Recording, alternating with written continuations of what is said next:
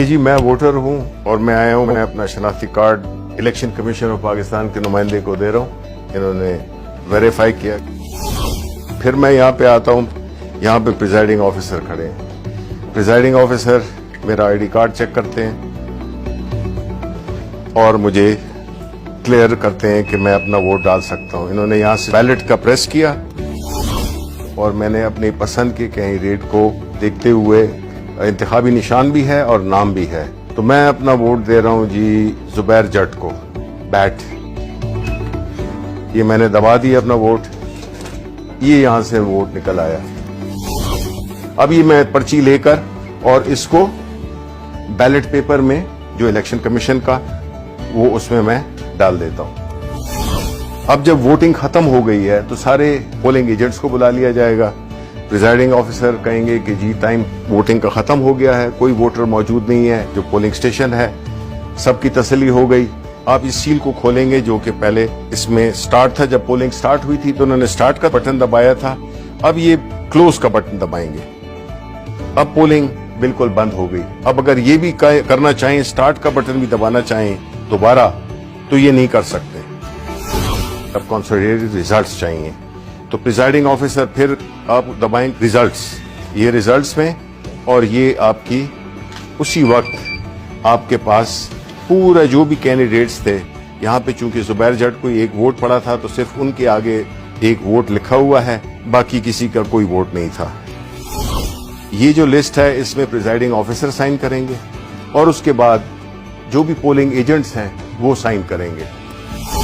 ہم نے پھر ایک ایپلیکیشن ڈیولپ کی ہے جس میں کہ جو کیو آر کوڈ ہے اس کو جو پریزائڈنگ آفیسر ہے اس کے پاس اس کی ایپلیکیشن ہوگی, وہ اس کو سکین کرے گا.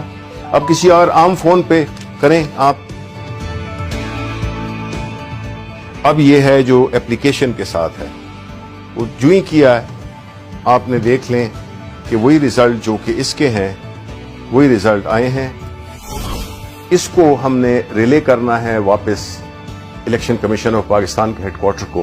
وہ پھر ایک ٹیکنالوجی جس کو کہ بلاک چین ٹیکنالوجی کہتے ہیں اس کے استعمال سے کچھ سیکنڈ میں یہ جو ہے تو ریلے ہو جائے گی اور پہنچ جائے گی ایک بہت ہی چھوٹی فائل کی صورت میں. کلو بائٹس میں میرا خیال ہے کلو بائٹس میں پہنچ جائے گی. تو نہ سسٹم بیٹھے گا اور نہ کوئی اور کمپلیکیشن آئے گی.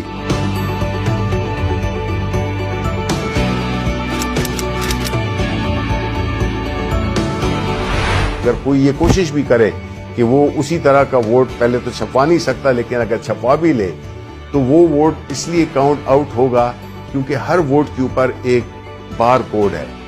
وہ بار کوڈ جب آپ سکین کرتے ہیں تو وہ آپ کو صرف ایک انفارمیشن دے گا, صرف یہ بتائے گا کہ یہ اس پولنگ سٹیشن کا بیلٹ پیپر ہے. تو ہمیں جب پوسٹ آڈٹ الیکشن کسی کو اعتراض ہو سکتا ہے تو تب بھی یہ انفارمیشن کے ٹائم اور جو پولنگ سٹیشن ہے صرف اس کی انفارمیشن ہوگی جو کہ سب کو دکھائی بھی جا سکتی ہے.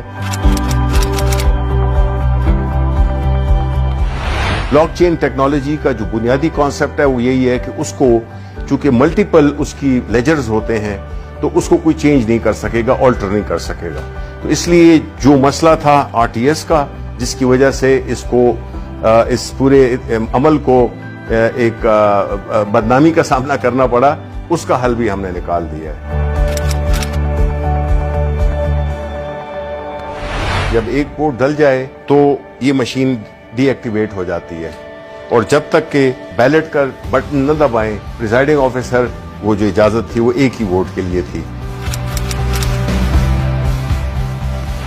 یہ صرف مشین نہیں, یہ پوری ایک سوچ کی تبدیلی ہے, اس نظام کی تبدیلی ہے. لوگ دھونس کے ذریعے, پیسے کے ذریعے اور مختلف غیر قانونی ہتھ کنڈے استعمال کر کے وہ ہارے ہوئے الیکشن کو جیت میں تبدیل کر دیتے تھے اور جیتے ہوئے الیکشن کو ہار میں تبدیل کر دیتے تھے. چونکہ ایک سٹینڈ الون مشین ہے جس میں کہ اس کا نہ کوئی انٹرنیٹ سے تعلق ہے, نہ اس کا کوئی وائی فائی سے تعلق ہے, نہ اس کا کوئی بلوٹوتھ سے ہے, تو یہ بیرونی اثرات سے یہ بالکل مبرہ ہے. دوسری بات یہ ہے کہ اس مشین میں کوئی آپریٹنگ سسٹم نہیں ہے جس کی وجہ سے اس میں نہ بگز ڈالی جا سکتی ہیں نہ اس کو ہیک کیا جا سکتا ہے. جو کوئی بدعنوانی ہو سکتی ہے یا کوئی شیطانی ہو سکتی ہے کہ کوئی اس میں ایلفی ڈال دے بٹنز میں, تب بھی اس کی مشین کی پرفارمنس میں فرق نہیں پڑے گا. کوئی کیل لگانے کی کوشش کرے تو بھی نہیں ہوگا، پن لگانے کی، پانی پھینکنے کی، کوئی اور لیکوڈ پھینکنے کی، اس کی پرفارمنس کو بالکل افیکٹ نہیں کر سکتا۔